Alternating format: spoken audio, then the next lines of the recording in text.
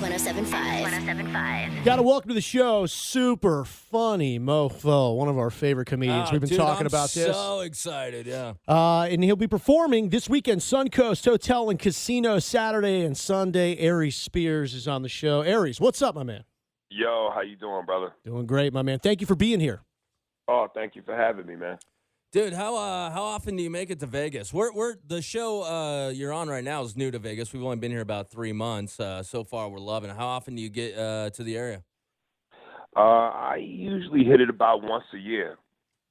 Nice. Damn. Yeah, unless I'm at performing there, or unless there's a major fight, because I'm a huge boxing fan. I try to stay away from Vegas, man. I like to keep my money in my pocket.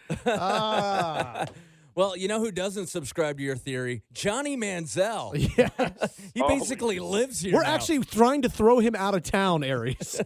Man, dude, what a waste of white skin. Oh, boy.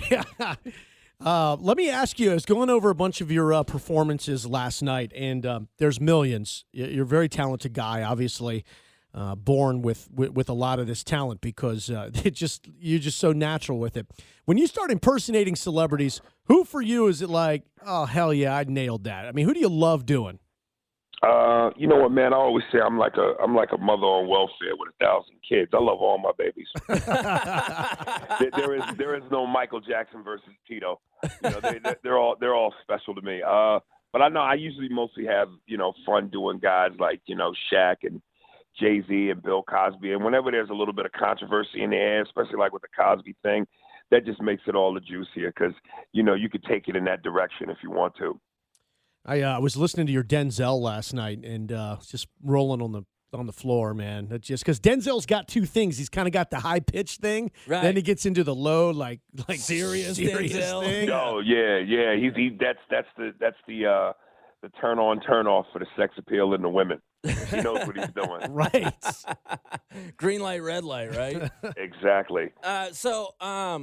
You actually probably got your big break on a show I grew up watching and loved on Def Comedy Jam. Not only did I love Def Comedy Jam because of all the amazing talent that came through there, but that crowd on top of the amazing talent just made for an atmosphere that's I think probably hasn't been duplicated on television. What was that experience like, man? I mean, it just looked like you were walking into a riot telling jokes.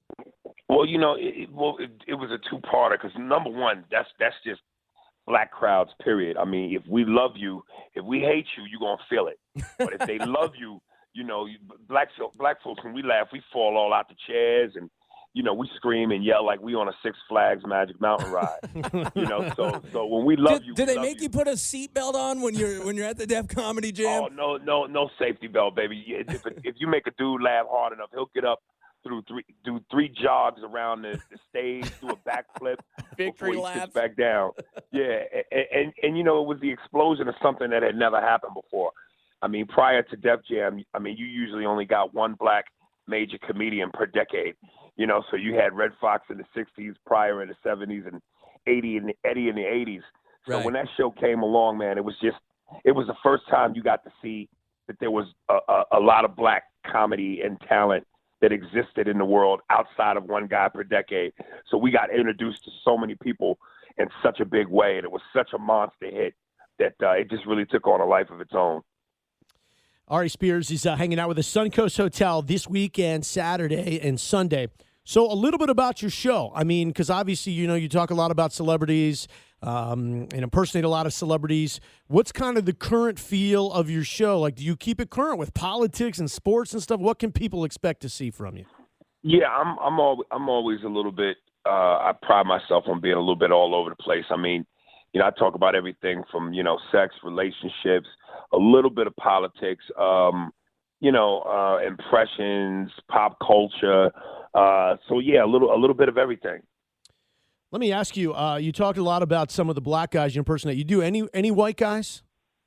Oh yeah, I mean, well, back in the day when I first started out, I did Macho Man Randy Savage. Yeah, Macho Man Randy Savage, Ronald Reagan, Bobcat Goldthwait, Andrew Dice Clay. So yeah, I touched some of the white boys. Why are black people overall funnier than white people, Aries? I don't know that that's true. I just think that times make you who you are, and I think that because we're always so much on the other side of poverty and living a rough life and coming up in the hood and the ghetto, you got to do what you got to do to survive, and sometimes survival means laughing.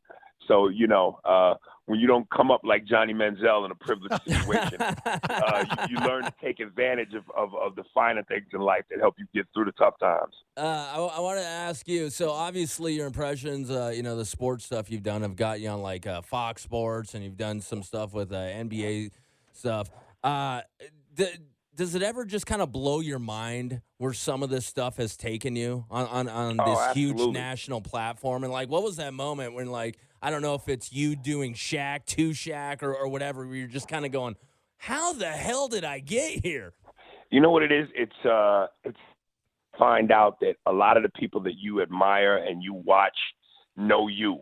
And it's like, so a lot of times, like even when I went to the Mayweather-Pacquiao fight, all the celebrities that were there, as everybody's walking around and bumping shoulders, so many guys that I knew from watching on TV and through sports would know me and give me dap and love and respect.